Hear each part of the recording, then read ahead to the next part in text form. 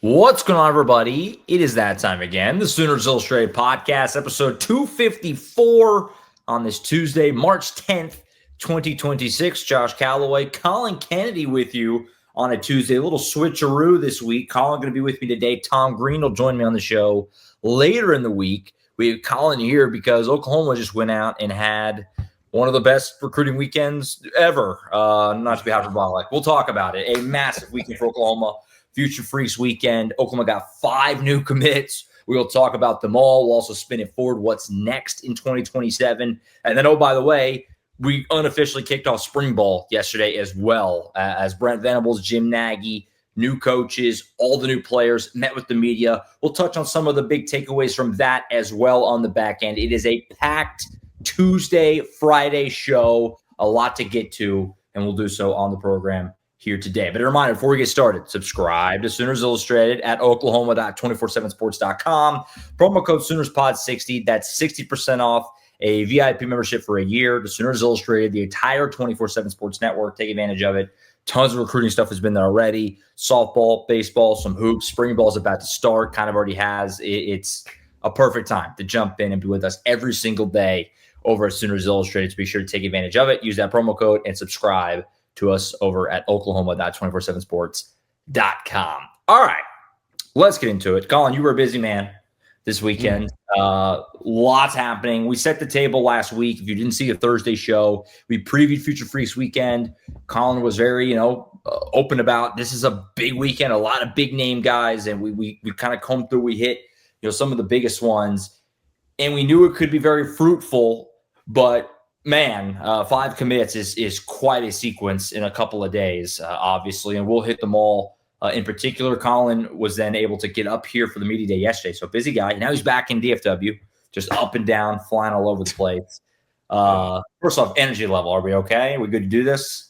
I'm pretty tired. I'm not going to lie to you. I mean, but this is one of my favorite times of the year. I was telling you a little bit and some other folks, like, I've been on the road now, I believe, for 3 weeks already. We've got 3 more weeks to go of me being on the road. I'm going to be hitting a couple of different camps out in the Southeast over the next few weekends. And in between, I mean, I'm going to Norman, and you and I are trading info on what we're hearing about spring practices, and we're getting that rolling. We got to talk to all these new guys, both players and staffers. It's one of my favorite times of the year. A lot of ball talk. Look, I'm a football guy. It's no secret. To kind of get that flavor back for me and many others out there, I enjoy it, and I'm looking forward to talking some ball today because we got a lot to talk about, man. No doubt about it. A ton. It was a crazy good weekend for Oklahoma, Future Freaks weekend. And then, like I said, we tagged on the end of that with talking to Brent Venables, Jim Nagy, all 3 new assistant coaches yesterday, and every new player with the exception of Peyton Joseph, the Georgia Tech offensive lineman who just had a class conflict. We talked to every other guy, every other freshman who's enrolled, all the transfers. It was a lot, and we'll get into that stuff on the back end, but I want to get into the recruiting stuff first. Wow, I mean, a massive weekend. 5 new commits. I see no better way to do this than to just hit each one. I'll just tee it up for you, and you can just take BP here and keep rolling through each guy. Well, let's go chronological order. And it kind of works out because I probably want to talk about this guy first anyway. Jamison Roberts. They got their quarterback. He commits on Saturday. The Alabama product. He's a composite 4-star. We've talked about Jamison a pretty good amount, the last several months, however long it's been.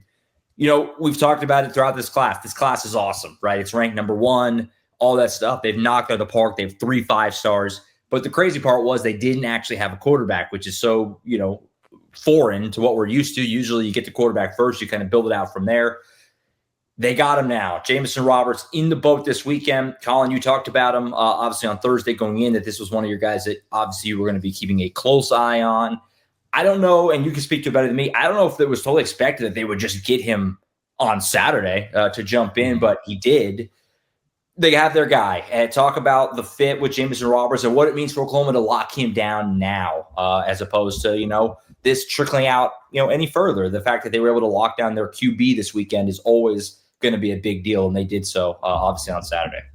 Look, going into this weekend, the expectation, or at the very least the hopes behind the scenes, was that OU was going to be able to go get its guy at quarterback in 2027. Not only this weekend, getting him on campus at a time where so many other premier programs like Georgia and Florida and others were starting to press a little bit.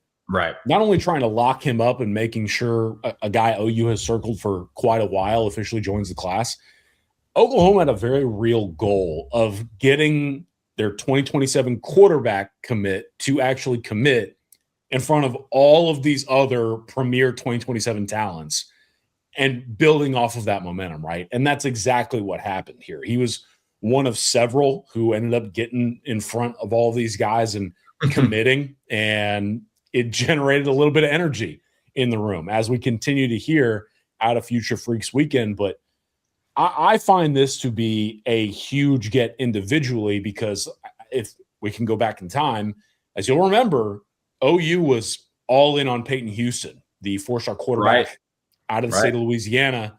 That was their guy at the time. He ends up getting the LSU offer and making that pledge to the Tigers, and OU was very understanding. But once that happened, a lot of chatter then became, okay, well, who are they going to go after? And OU took its time. It really let the cards kind of fall where they might. And at the end of that, it became very real that Jamison Roberts was going to be the quarterback they were not going to back off of until he made some sort of decision. That decision now goes in OU's favor. Jamison Roberts immediately becomes one of the faces of this class, a loaded class with a lot of big-time type faces in it, which is saying something. And then kind of building off of that too quickly, we talk a lot about Jamison. We haven't talked a ton about him as a player and like, what is Oklahoma getting? Why are they recruiting him? I mean, Josh, this guy took over at a program like Saraland, which is a very good program in the state of Alabama. And he actually took over the reins at quarterback for KJ Lacey, the former four-star quarterback who actually signed with Texas last cycle. And so when you take over for a Power 4 guy, the expectations levels are high. This dude's completed 72% of his passes over 16 career starts. Once he took over as a junior, as a starting quarterback, he went 13-1 as a starter. Dual threat ability, can throw it well, can run it well. And he's going to have not only a real opportunity in front of him his senior season. This is a guy that's still ascending, as we've seen. And here over the next few weeks, he's going to be going to the Elite 11 regional stuff. He's going to be going to Under Armour Camp Circuit stuff. And he's going to be providing a real opportunity for further evaluation after a junior season that put him on the radar of some of these programs. Oklahoma got him at a time where his stock was still kind of rising. And I think for the Sooners to do that over Future Freaks Weekend, it's huge, because you obviously want your quarterback. You want that quarterback to help you recruit the way that he did during Future Freaks Weekend. But at the same time, too, Jamison Roberts was getting a lot of eyeballs continuously on the recruiting trail, and Oklahoma got him locked up before others could kind of swoop in there. Yeah, no, you mentioned it, getting him as his stock was rising, because we talked about it last week going into the weekend, how, we're starting to pick up more SEC offers. And obviously the guy's right in the heart of SEC territory there in Alabama, and I know Auburn was potentially a visit that was coming up, right? And obviously, Alabama always is, in state, obviously, as well. But it's just to go pull this kid, get in on him early, and get your QB in 27. Like you said, it felt like forever Peyton Houston was just kind of I don't want to say a foregone conclusion, but like that was their guy for so long. So to land on your feet and get this guy in is really nice, So this was their guy all along, and to get this done, here this month, this weekend is obviously a big deal. So good stuff for Ben Arbuckle and this class to get the QB spot figured out. The class always going to feel a little, as good as it was, always going to feel a little incomplete until you have the QB in there, and now they do. And so Jamison Roberts commits. He was the first one. He got the ball rolling. The ripple effect, who knows how many of these other guys would have committed if he didn't. Maybe it all plays out the exact same way. I don't know. I mean, the guys would have to tell you, obviously. But he got the ball rolling on what was a massive weekend. He was the first one. Wasn't too long after that they got the next one, which was Tyson Ross, the Kansas product offensive lineman. You mentioned him going into the weekend. This is another one of the names that you noted that you were keeping a very close eye on. Tyson Ross in the boat. We have him as an interior guy. Do you envision him as a guard down the road? I mean, just talk about where he fits in, why this happened. He feels very Bill Bedenbaugh-y, to go get from, up north in Kansas. Just seems to make sense to add into what's already a really good, obviously, offensive line crop that they have with Cooper Hackett and Caden Penny, the big headliners. But then you throw a guy like this in, along with Luke Wilson. Quite a group that Bill Bedenbaugh is putting together in 2027 right now. Yeah, look, shade under 6'4", 285-ish pounds, going to be probably playing about 290 plus whenever his senior campaign rolls around. And this is someone who comes from a defensive tackle background, was a defensive lineman coming up, then made the move to the offensive line before this past season as a junior. Mm-hmm. And it paid off. I mean, this is someone who I would probably tell you from like a length perspective, maybe falls into question as a defensive lineman, but he goes over to right tackle at Andover, Kansas, and immediately cements himself, especially in a run-heavy offense, Josh, as kind of that road grader style frontliner. Yeah. And he's just scratching the surface of his potential as an offensive lineman. I think that when you watch him drive, down block, and do some of the things that he can do within his early skill set as an offensive lineman, just has that road grader mentality to him, looks to finish blocks, and he's going to be someone, obviously, that an offensive line coach like Bill Bedenbaugh is going to go after, because not only does he have some of the physicality and things like that you look for, he, again, is still building habits as an offensive lineman, right? And we know Bill Bedenbaugh loves to bring in guys who have that baseline foundation that you look for in the position, but then can then be molded as an offensive lineman. And that's what he does. And so I think Tyson Ross, again, 3-star guy that Oklahoma is going to be able to turn into this physical, mauling interior lineman. I think he's going to obviously be a guard, but that's what you want. You wanted to go and get another interior guy, having Cooper Hackett in the mix, Wilson, who you mentioned as well.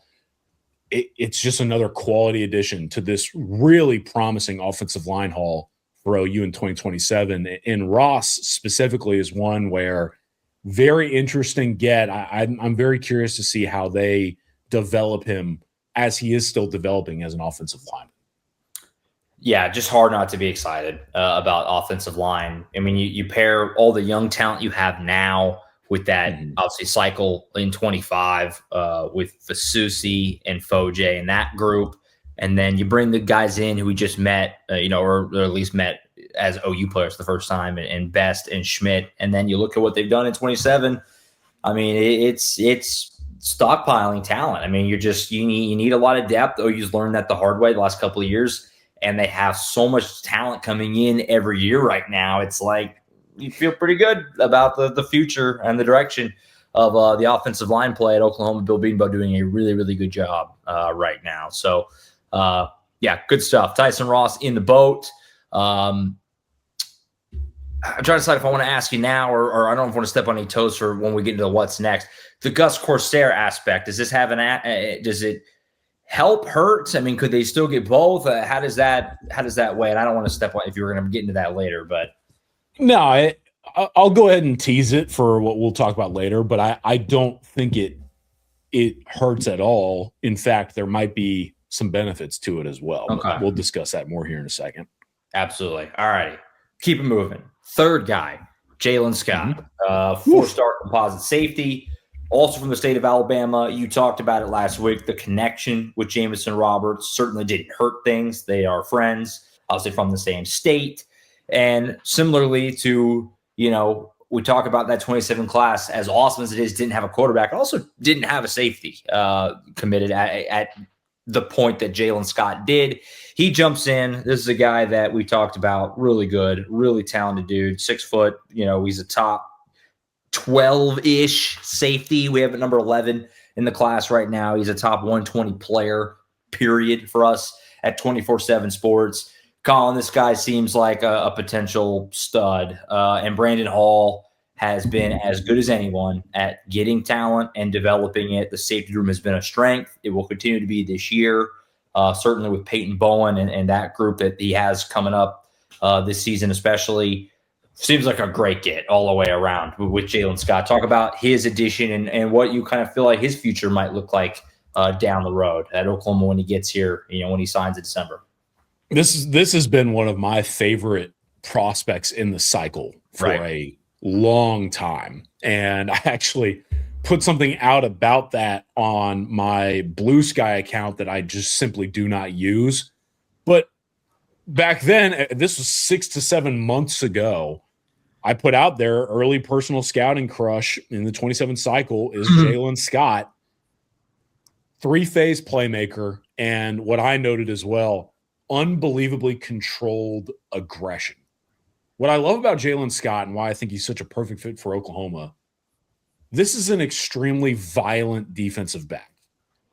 He is violent, but at the same time, when you're looking at some of these DBs that have that style to them, you want to figure out whether or not that violence is intentional and calculated or if it's reckless.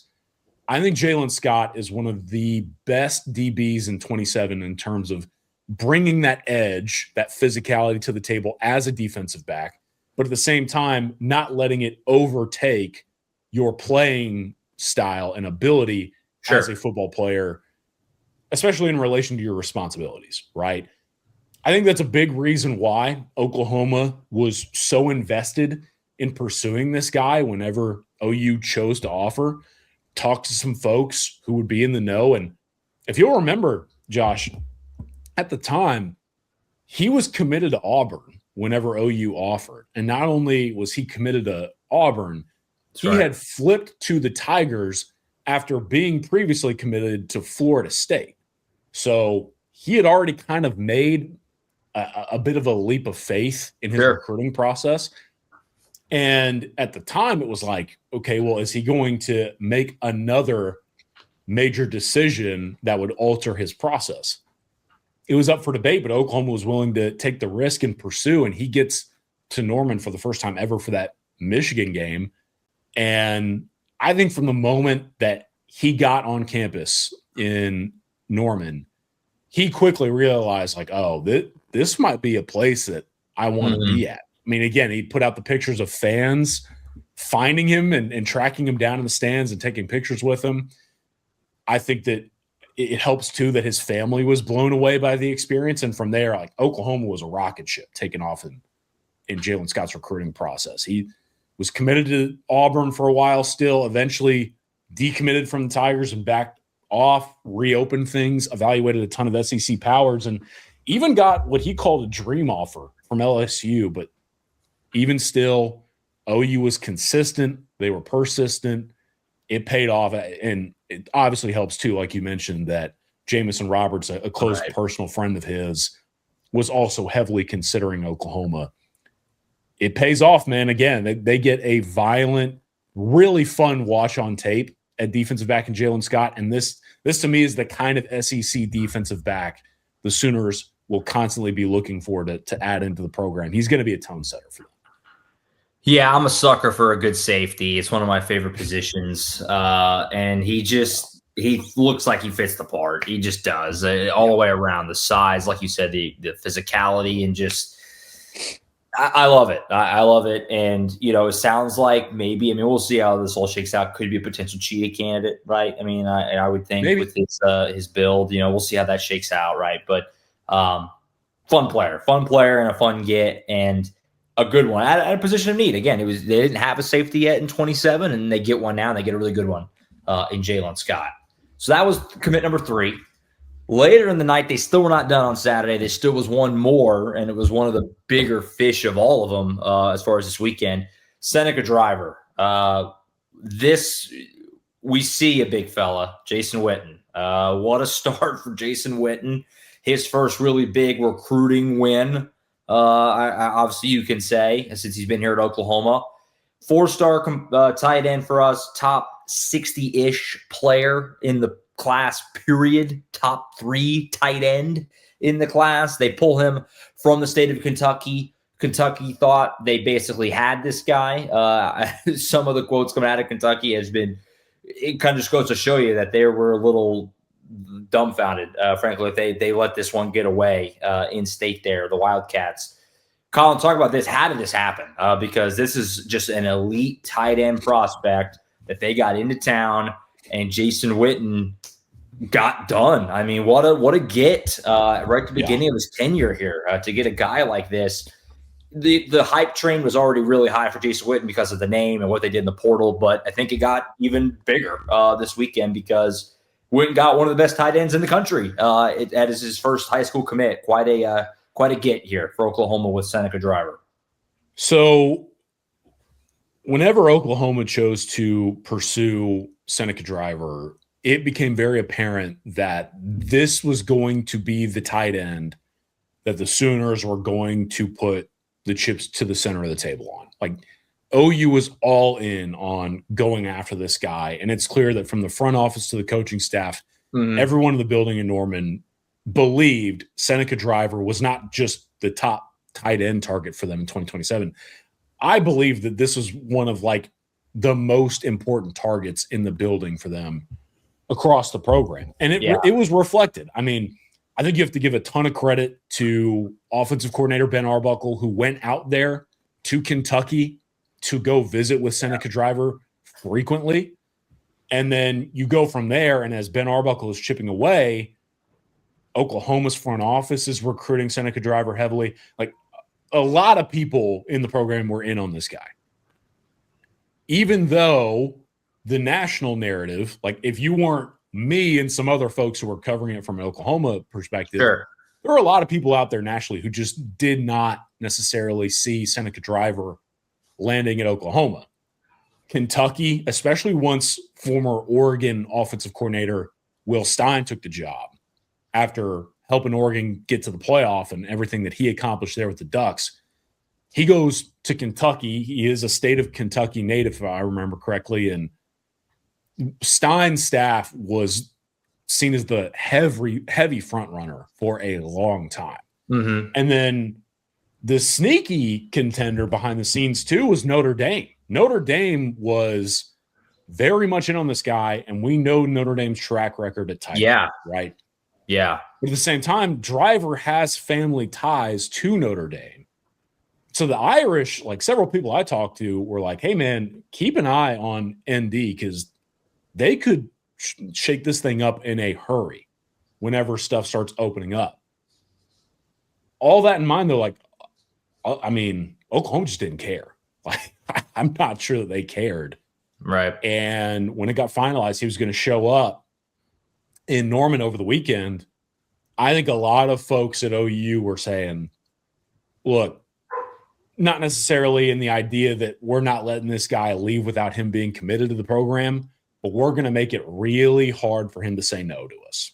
And I think that's where you really bring in Jason Witten, right? Because Oklahoma had been pursuing Senaca Driver before Witten took the job.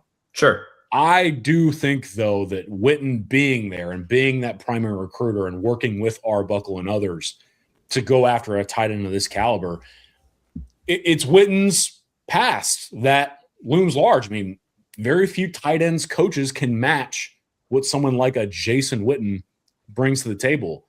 For so many reasons like that and others, Driver gets to Oklahoma, and man, I still remember as the weekend's playing out, being on the phone with several different people, and I was telling some folks like, hey, this really might happen, and Oklahoma gets it figured out. This is a huge get for them, especially at a position that has been heavily discussed, if you will, over the last few cycles. No, massive. I mean, 6'6", 235. I'm in. He's a big dude and a top prospect. And, man, it's hard to not look at this class. We talked about, obviously what they've done on the offensive line. And you get Jamison Roberts in. Now you have this top-end, elite tight end talent to go with. Obviously, Stokes and Keldred Bennett running back, and then everything they've done at wide receiver already in that class. It's it's quite a group offensively. In 27, I mean, you don't end up ranked number one right now like they are without having good players on both sides of the ball, but offensively, it's impressive for Ben Arbuckle right now. And this is kind of, do you consider this his first full cycle? I mean, 26, I don't know if you would, I mean, he was here in December last year, but however you view that, he's crushing it in 27. And obviously the staff goes into it as well. It's not just Ben by any means, but it's impressive. It's really impressive. Yeah, I mean, I got to give a ton of credit to Ben. Obviously, what he pulled off with Bo Bentley and a few others in 26, taking that risk. But now here in 27 to go and get Jamison Roberts to follow that up and then help the way that he did with someone like a Seneca driver alongside Jason Witten, it's huge. And you're seeing a younger offensive coordinator kind of make his mark at a premier program on the recruiting trail. And this is what I was going to say, too, about Seneca driver that I love. Like you mentioned, he's 6'6", 235 pounds, huge body. But like when you're talking tight ends and you're talking number one comes from a family of football players and number two is a basketball guy as well, like a legit multi-sport basketball type of tight end. How many good tight ends played hoops? The list is lengthy. They're getting a huge body, but I also think a big thing for Oklahoma was the family tree and some of the familiarity with the sport. And this is a really good athlete, man. Like, this is a really, really good athlete. And I give Oklahoma a lot of credit for saying we believe in this guy. We want him in the program. And despite whatever everyone else is saying, we're going to chip away at this recruitment. It's quite the get. Sick name, too. Just getting that out there. That's a sick name. Seneca Great driver. tight end name. Specifically. You know what I mean? That's a great tight end. I can picture that, playing 12 years in the NFL for sure. Awesome get. Very splashy addition there on Saturday night. One more to get to. It was on Sunday. Fun one. From all these kind of SEC area guys to an in-state one on Sunday with Greydon Howell from Broken Bow. He is a quarterback at Broken Bow. That's obviously going to be question one, Collin, is where you think he projects at Oklahoma, but then also just how this came together. I mean, Greydon, the book on him, obviously, I think most fans know, but if you aren't familiar, is that he's just an unbelievable athlete, right? I mean, he's listed as an athlete, obviously, for us at 24/7 Sports, but multi-sport star, right? Does everything out there, Broken Bow. He's just a monster at everything. How did this happen? How did this come together? And then, where does – the obvious question is, what do you think his future at Oklahoma looks like? Is there really a plan, or is it more just like, let's get him here and then we'll figure it out later? We can have somewhere to play this guy. He's just a good enough football player. You get him on the field somewhere. But this is a fun one. In-state from Broken Bow. I think this one gets people fired up. Arguably the most intriguing pure athlete in the state of Oklahoma coming from Broken Bow, and Greydon Howell's rise is largely fueled by the fact that he can just kind of do whatever the hell he wants, right? Like, four-sport athlete. He's playing football, basketball, baseball, track for the football team. He's quarterback, safety. He had offers from the FBS to even the Power 4 level to play quarterback, running back, wide receiver, and safety. Again, just whatever he wants to do, he can kind of excel at it. So Oklahoma offers him, and obviously anytime an in-state guy gets the OU offer, the Sooners have to be pretty convicted, knowing that you should probably be prepared to take this guy if and when you do surge for someone within those state lines. And I think that once Oklahoma made the decision to offer, I know that conversation went really well with Emmett Jones. OU pitched him on playing receiver, and they're going to specifically look to kind of play him as a slot guy, move him around a little bit within this offense. Again, we talk about positionless football and the rise of that trend at times in the sport. Greydon Howell could give OU a little bit of everything, and I think that the Sooners are willing to lean into that.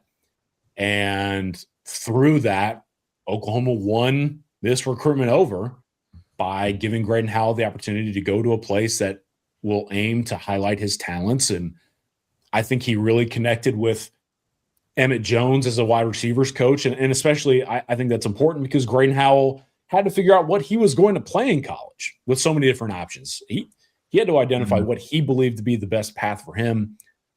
Emmett Jones, Ben Arbuckle, so many others sold him on the vision that they had for him at OU and the chance to stay home, play for one of the premier programs nearby. Difficult to turn down. And the last thing I'll say, too, it speaks to the way that this thing went.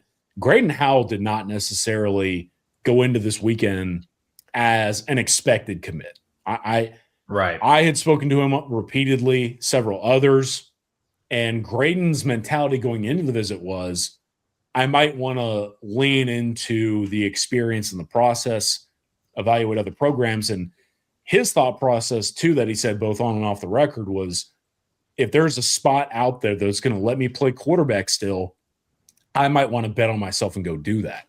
And to shift that mentality or approach the way that OU did, really impressive way to kind of close out the weekend of lands. And I'm a big fan of Greydon Howell, too. He fits what OU wants to do on and off the field.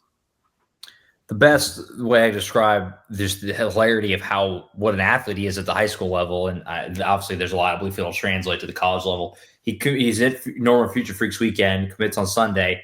Broken Bow had a baseball game on Monday, 2 for 4 with a homer.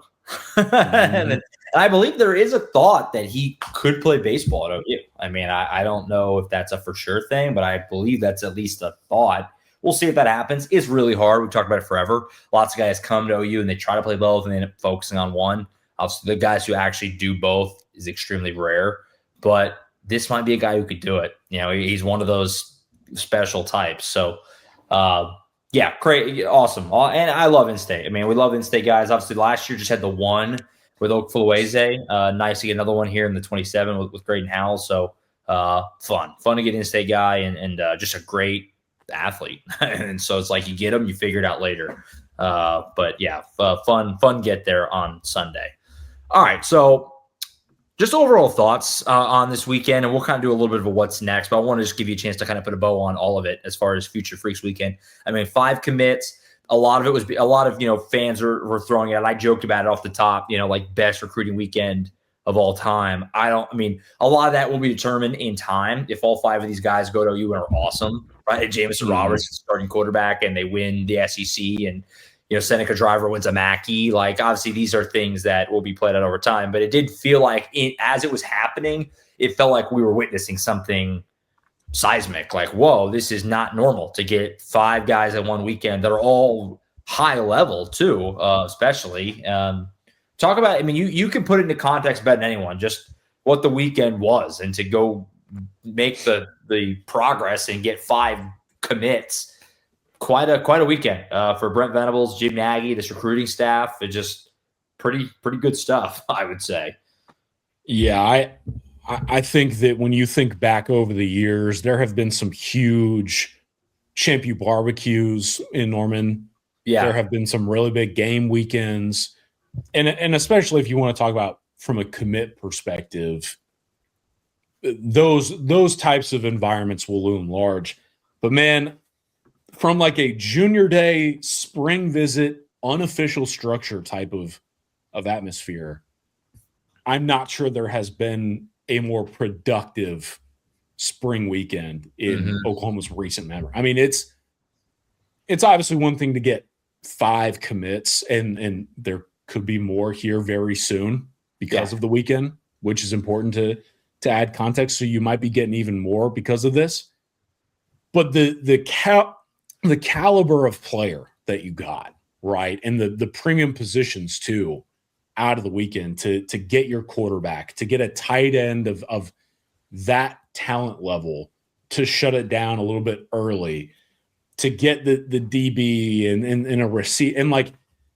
I think you not only got a lot of dominoes to fall, but you got some really big dominoes to fall all at once, too. And it sent shockwaves through the recruiting cycle. It really did. I think it turned a lot of people's eyes and the attention to Norman. And I think that speaks volumes. And some other quick takeaways for me are like, number one, Oklahoma was really starting to win in some key areas in the Southeast as it establishes itself more as a member of this conference. I mean, we have seen that Oklahoma wants to recruit the states of Georgia and the state of Alabama heavily. I mean, you've seen OU really press in the state of Alabama through the likes of a Todd Bates, who's very familiar with the state, to now a Jim Nagy, who spent however many years in Mobile. And you're seeing Oklahoma continuing to win, for lack of a better term, in the state of Alabama. And I don't see that slowing down anytime soon. Obviously, it points to as well Jason Witten and what he could accomplish to get the Seneca driver stuff done the way that he did. I also love the fact that this class, it's 19 guys, and it's very nearly split down the middle, offensive to defensive side of the ball, like very close margin in terms of the number of bodies that they've added on either side. And I think the last takeaway for me, and curious to hear any of yours, or if you just want to expand on this topic, like everyone's talking about this being the number one class in 27 cycle and whether or not something like that is going to hold up long term. And this would be my reaction to that, or my response to that. I don't really care. I just don't know that I care, because yes, it is very early in the process. They have the number one class in the cycle at a time where very few other programs even hold double-digit commits, let alone near 20.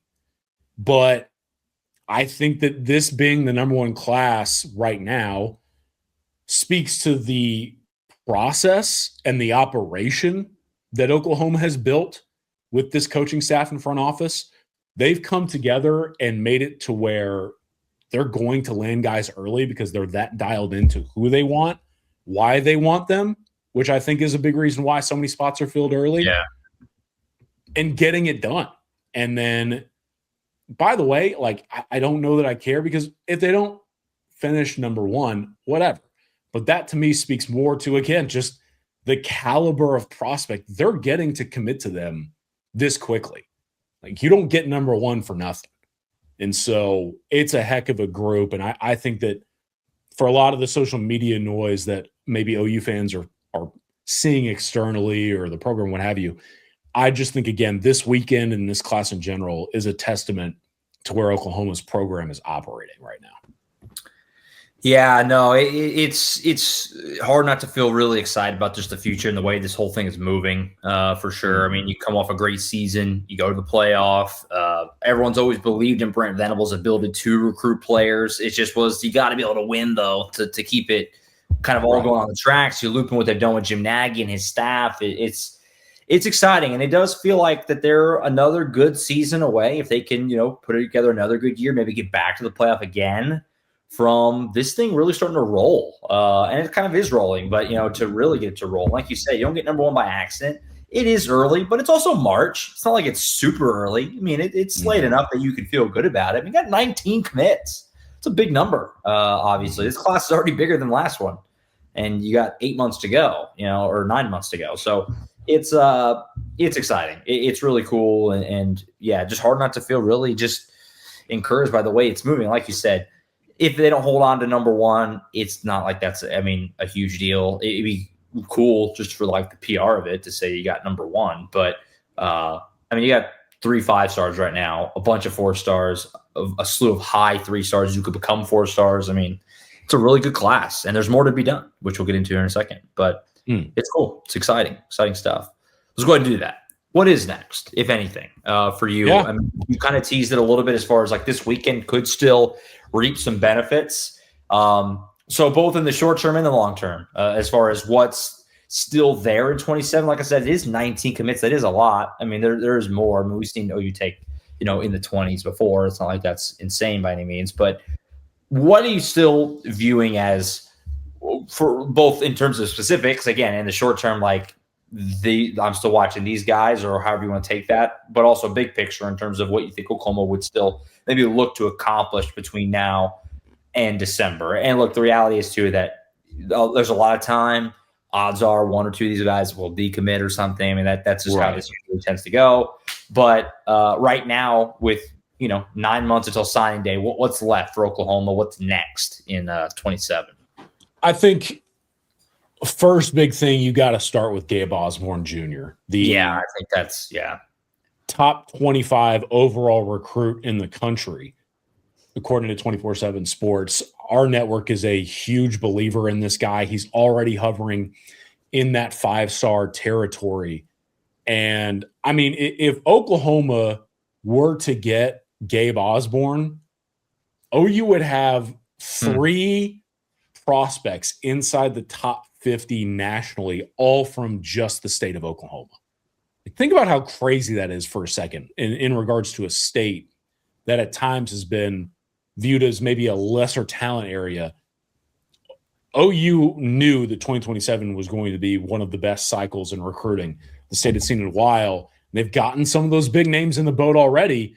Gabe Osborne is kind of the major one left out there. Yeah. And he did make it into town this past weekend. He's still playing in the high school playoffs on the basketball side. Played in the quarterfinals, if I remember correctly, on Friday night.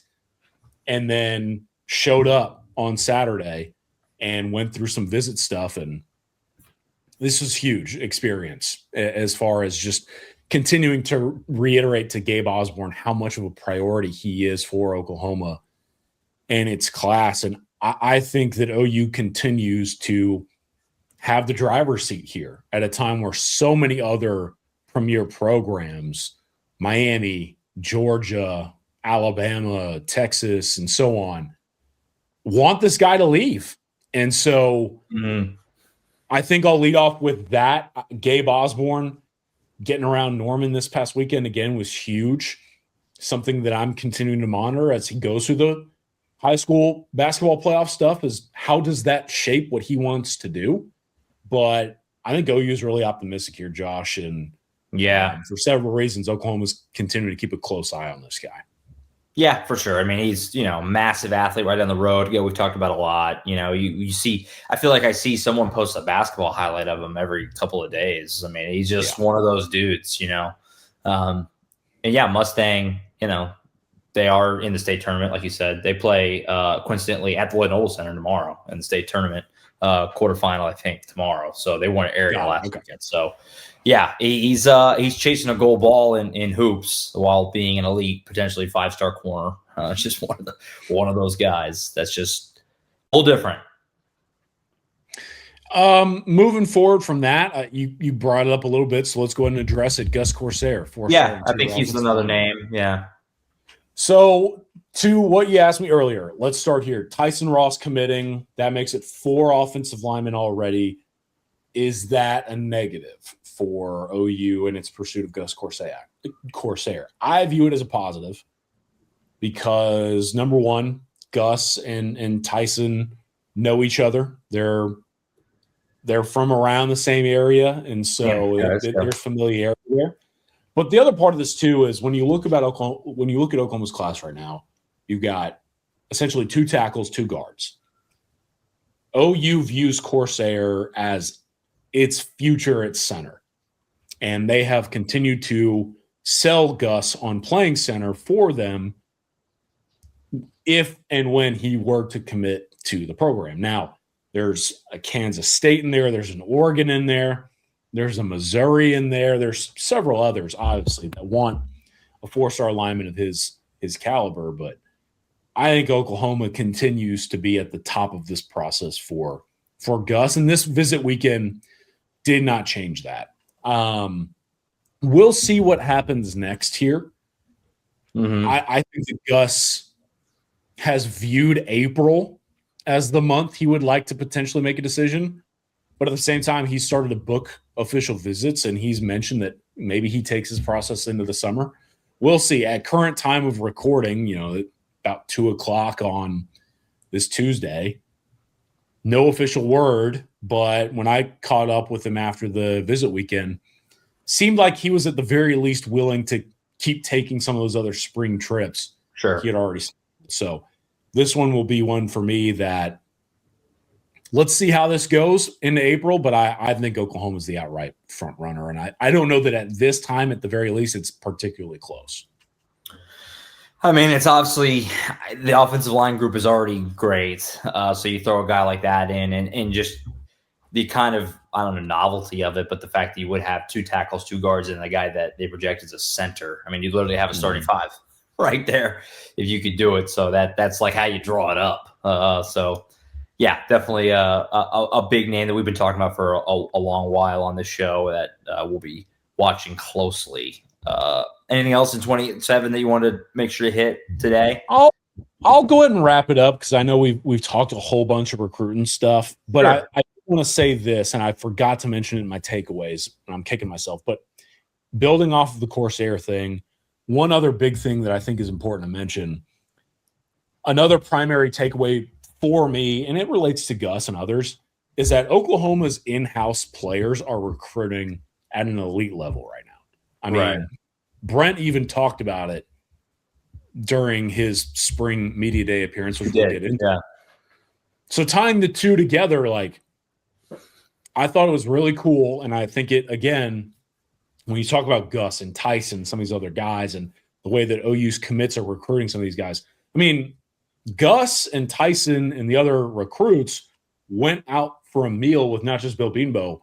Like Michael Fasusi and Ryan Foje took time out of their day to go eat with all these guys and pitch playing with them at OU. And Brent talked about, too, like a ton of not just current players, but former players as well showed up and were helping the staff recruit these guys. And I think that's another big thing for Gus and some of these other recruits that we're talking about. Sure. The fact that they heard plenty from players who are already in the program. Like, that stuff matters to a lot of these guys. You hear it constantly.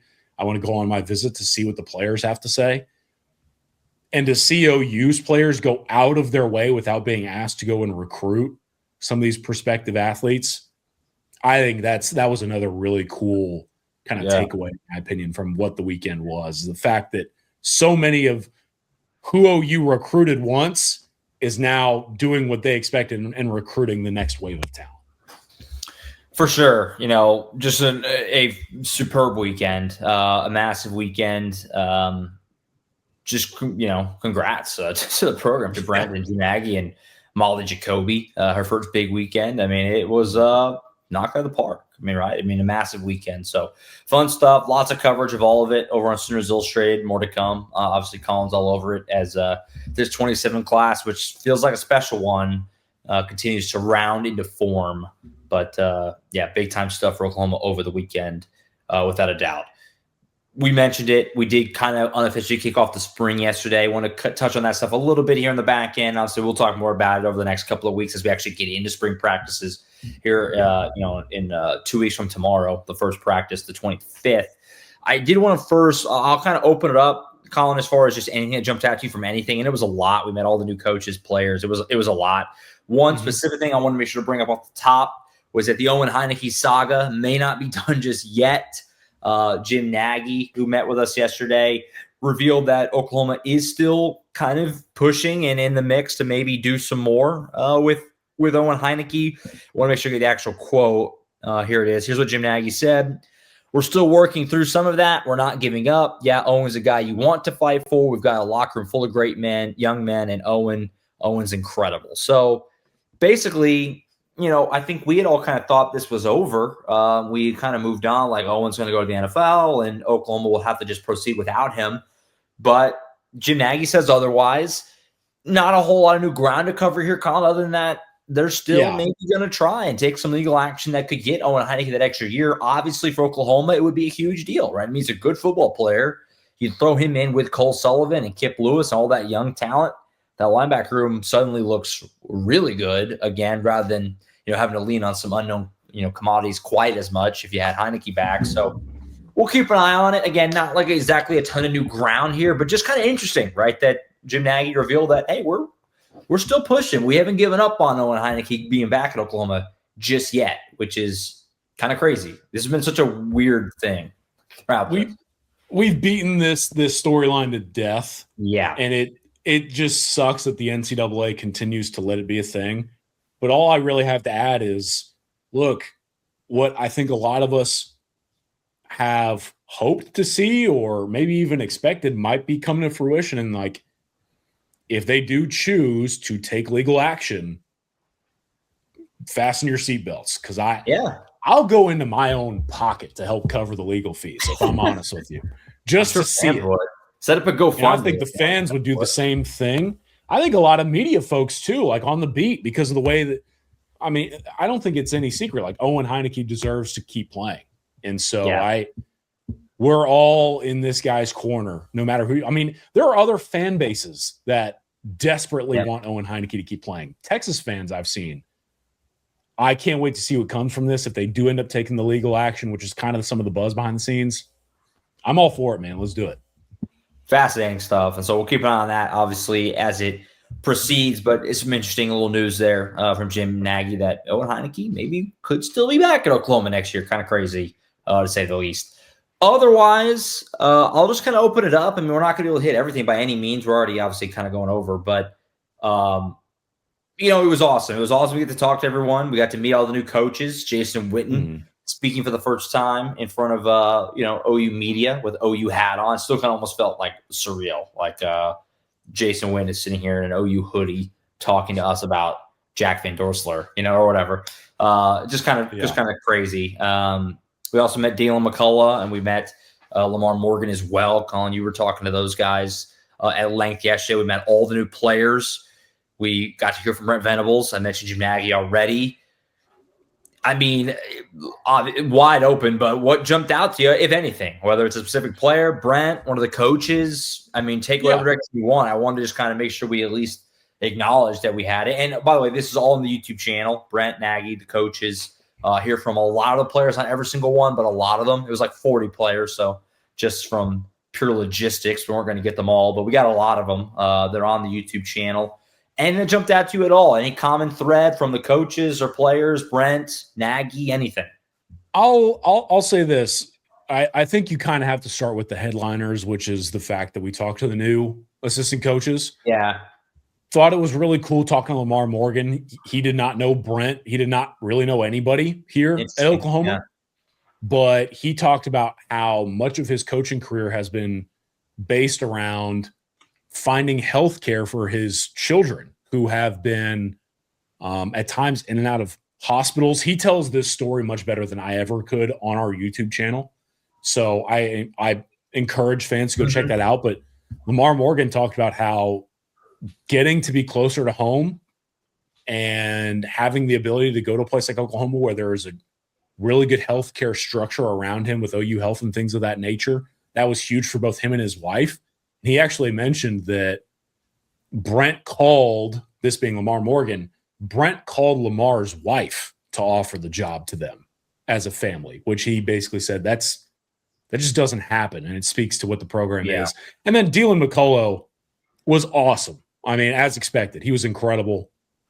And I thought something really cool from him was he called some of OU's running backs whenever it was finalized he was going to get the job. He didn't say who, but he basically said that whoever he called, there were two of them on the phone, and one of them was just screaming with excitement whenever that player found out that he was getting a gig. And it sounds like these backs are already in on their guy being Jaylen McCullough. Those two were awesome to talk to, and didn't know if you had anything that stood out from Jason Witten, but I enjoyed getting to know those guys even more.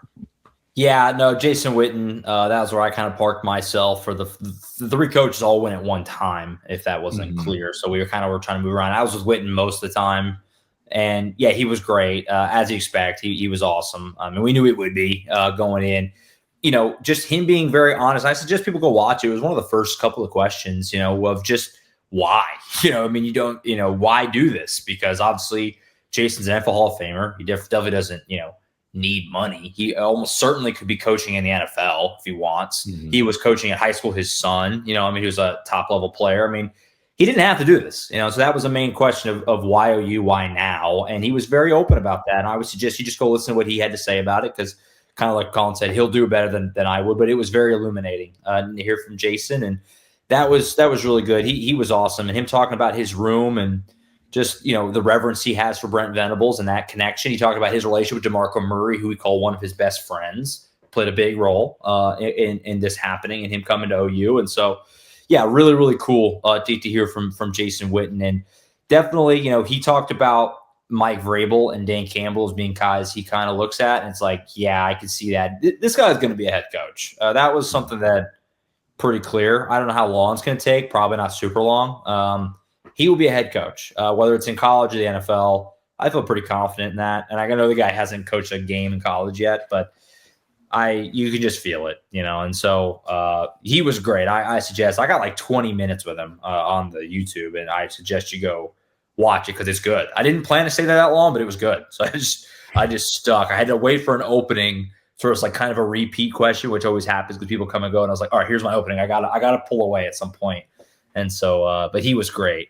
As far as Brent, Collin, I mean, I don't know if Brent, he had like a 20+ minute opening statement. So he covered kind of everything and nothing at the same time in classic Brent Venables fashion.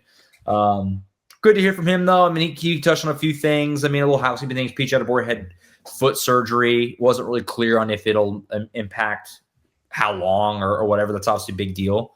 People are expecting PJ to be, big part of this thing this year. Otherwise, with Brent, anything that stuck out to you from him? I thought what he said about Isaiah Satania and Kip Lewis was pretty good. Just being very open about big deal, obviously, to get those guys back, and they want to help us win a national title. And he mentioned that Satania was maybe his favorite guy on the team last year, which I don't know if he had ever said that before. That was kind of interesting.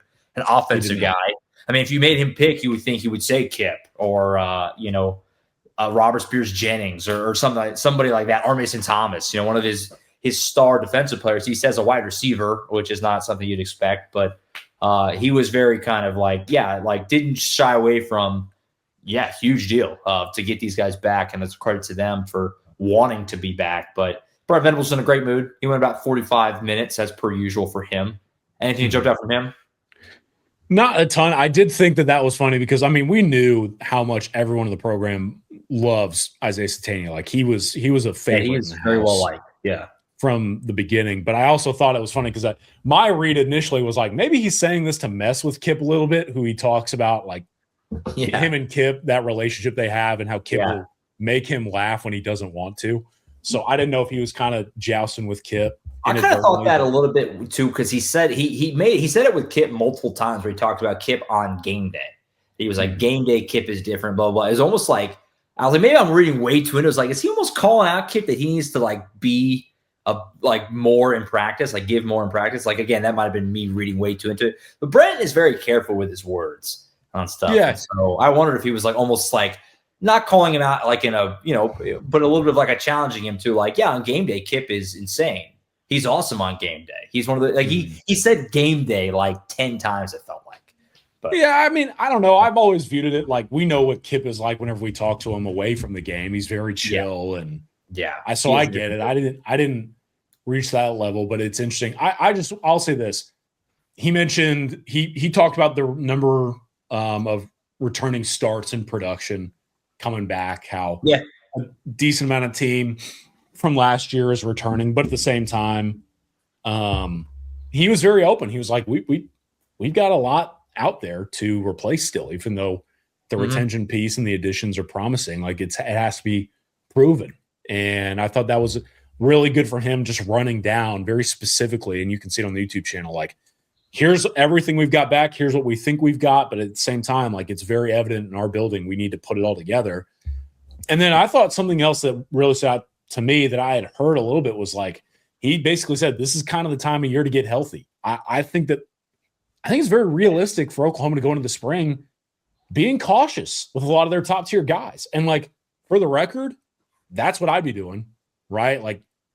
Some of these guys, a Jaden Jackson and a PJ, and there are a lot of bumps and bruises in there. And he even said too, which was huge in my opinion, Josh, he was we took some of these guys out of the transfer portal who we knew had dents and stuff to recover from. So that was another big thing for me from Brent, who basically said, we're excited to get spring practices going, but we're also going to be really careful with how we handle some of these guys. Yeah, no, it makes sense. And, Oklahoma is using a bit of a weird spring schedule, if you will. Weird-ish in that the spring game is not the end of camp. Because, we looked at the calendar logistically and we were like, this doesn't seem how it's going to add up. I mean, you're talking about March 25th, practice 1, April 18th is a spring game. How are you going to get 15 practices in there? They're not. They are, from what my understanding is that they're going to have a couple of practices after the spring game, which is a little different. They're kind of spreading it out a little bit. So I might speak to kind of what you're saying. When you go back to the returning production thing too, did you enjoy when he basically said, like, we return all of our rushing yards, which we didn't have very many, but we do return them, he's been very open about the run game needing to get a lot better. Brent is very honest about that sort of thing. And he's been putting that out there quite a bit. What about players? Anything player wise as well? I mean, we met a ton of guys. It's a lot to dive into. We met all the new transfers, again, with the exception of Peyton Joseph, who just had a class conflict. It was great to hear from. We hit all the big ones, right? I went and talked to Colt Sullivan for a while. He was great, very open about the defense being complex and like it's going to take some time to, figure it out, to learn it basically. But he was very open about that. I thought he was good. I thought he was. You could tell why Brent likes him, and he's a big fan of him. What about for you? Anybody you talked to that stuck out to you? I mean, I really enjoyed getting to know some of these new tight ends, some of these freshmen that came in. Like, it was very cool to hear from a lot of the freshman class and hearing about their transition. You can already tell why a lot of these guys have established themselves very early on. Jack Van Dorselaar kind of blew me away. He was good. I talked a little bit too. Yeah. He's a younger guy, and I covered him as a recruit, but we talked about, and I'll probably write a story on this. We talked about Oklahoma had offered him when he was coming out of high school, and he just never really considered them all that much. And then to pivot this way, he gets some really good stuff to say. And the last thing for me is, like, I don't know if we want to touch the Parker Livingstone stuff with a 10-foot pole, but yeah. No, I mean, I thought I'd bring it up. I mean, out of context, Parker Livingston, I think is how it's pronounced. I've been saying Stone, that's how it's spelled. I think it's Livingston. He was very open about the move to Texas, Oklahoma, and what that's been like, and how hard that's been, and the hate he's received and stuff like that. And he basically said, the quote out of context was that if I didn't have an agent, I'd still be in Austin, was basically what he said. Whereas a lot of people took that as like the agent messed it up for him and he wants to still be at Texas. That's not what he meant. You have to kind of get the full scope of what he was saying. He was saying the exact opposite, in that his agent helped him realize like his value on the open market. And that's why, he felt like he was worth more than he was getting, essentially, is what it boils down to. And that's why he ended up at Oklahoma. And, Jim Nagy, he said as much he talked about Parker Livingston. He said in his press conference that he did not expect Texas to, what the word he used? He said drop. He said, and that was great for us, so that's a very interesting dynamic. That'll be a big storyline the week of the game. Certainly. There's always a lot of emotion. You don't need to add anything to the OU Texas game. It's what it is. Everyone knows, what all goes into that. But yeah, the Livingston angle is very interesting. And just to hear him be so open about it, like, basically, again, reading between the lines, basically kind of like, Texas was kind of giving me a raw deal, and so I bounced, sort of a thing. Yeah, some of these media days we get across college football help remind some of us who really enjoy getting into the nitty-gritty details of our sport how some individuals, are very simple-minded in their perception of what comes from this stuff. Yeah. That was frustrating to see, if I'm quite honest with you. There was a lot of stuff going on social media after what was an incredible spring media day, especially specifically around Parker Livingston. I was just like, what are we talking about right now? But yeah, man, it's just like, he's basically saying that he would have taken a low ball offer from Texas because Texas is a program he admires. And he was advised to not take a low ball offer, which I think he deeply appreciates. It's that simply put. This is a non-story for me, but it was cool to see him finally not only talk, but I thought it was pretty profound too. Like, from the beginning, he was asked, can you describe what this process has been like? And you could tell how hesitant he was to talk about it, and how it still is a little bit emotional for him to bring up. And I thought it was a great media day. That specifically was eye-opening, I guess you could say, from Parker. For sure. And I caught up with a couple of the other high-profile transfers as well. Terrell Harris for a little bit. He was great. Amarian Harris from Arkansas, who might be Oklahoma's right tackle. We'll see how that all shakes out. Both those guys, the common theme between those two, were very open about John Mateer being a big part of why they came to OU, which is interesting. A lot of the transfers said that, actually. You know, he was – anytime you ask any of them about Mateer, they basically, you know, obviously hadn't played with him yet, the transfers, but they all kind of the same thing of like, I wanted to come play with him. So that was interesting to hear kind of just the way that obviously teammates you expect it because we know John and we know what kind of teammate he is. And it's not hard to see why guys would love to play with him. But for guys who have not really yet been his teammate to say, like, from across the way, it just kind of goes to show you the way he's thought of in college football circles and among other locker rooms. You know, it's kind of was illuminating. I also had another thing I had too was I asked Jonathan Hatton about just kind of playing right away as a freshman, if that was something he was kind of shooting for. And he was very open about, like, that's been a goal for a long time to come and have an impact right away. And so I think that'll probably fire up OU fans a little bit just to hear him say that, to be kind of open about, like, not running from the idea of like, oh, I'm just here to do my thing. Like, he was open, like, I'm going to put in the work and I want to try and help us to win now. You know, I want to have a role now. So that's pretty cool. A couple of these freshmen, Collin, I'm not telling you anything you don't know. You're around these guys all the time, are big dudes. I mean, Joseph Walker, Jayden Petit, I was not ready for that. Yeah. Jasir Rogers walked in. I was like, woof. Petit certainly looked the part as well. Ryder Mix about broke my hand shaking hands with him. I needed to know that going in. Yeah. I didn't do a good enough job of preparing you for the Ryder Mix. I was not ready. He was great. Experience. Tyler Ruxer was also great. Everyone was great. And I suggest everyone go check out the video. It's time-stamped with the individual players. They're all on a big, long hour-plus minute video, but it's time-stamped, so you can find individual players. If you want to find someone specific, it's there. Great to get to meet the new guys. It was a lot, but we covered it, and we're on to the next thing. Spring ball starts in 2 weeks. First spring practice, 2 weeks from tomorrow. It's exciting. And Brent's usually pretty good about giving us, a couple of practice windows, chance to get out and see. Sometimes we're out there for the first practice. Not every year. That kind of varies, but hopefully we get a chance to see this team pretty soon. It's exciting. Brent said he's speaking again next week too. Right? Yeah, I'll believe that when I see it. Next week is spring break next week. Yeah. Maybe he means in 2 weeks, but he did say that he would talk again soon, which last year he didn't. We only got him before and after, which, it's like not the end of the world, but you would like to probably get him at least once in the middle of spring. And so we'll see if that happens this year. It's, again, not end of the world by any means, but we'll see. All right, I think that's it. We went long, but we had a lot to talk about. Long show, but a packed show. We'll be back on Friday with Tom and myself. Thursday is pro day. We're not really sure what that's going to look like yet. I don't think Tom is going to Nashville, so I think he'll be there. But, we'll have pro day stuff. Hoops is out in Nashville in the SEC tournament right now. Baseball and softball are both about to start SEC play this weekend. So Tom and I will have plenty to get into with the other sports on Friday. We'll also talk some football as well with our spring primer series that will continue as well. So it'll be a packed show on Friday. We'll then circle back. Obviously, Selection Sunday is this Sunday for hoops. So we'll circle back next week on Monday. We'll wrap up the weekends that were, and we'll kind of dive into where things stand with men's and women's hoops with Selection Sunday in the rear view.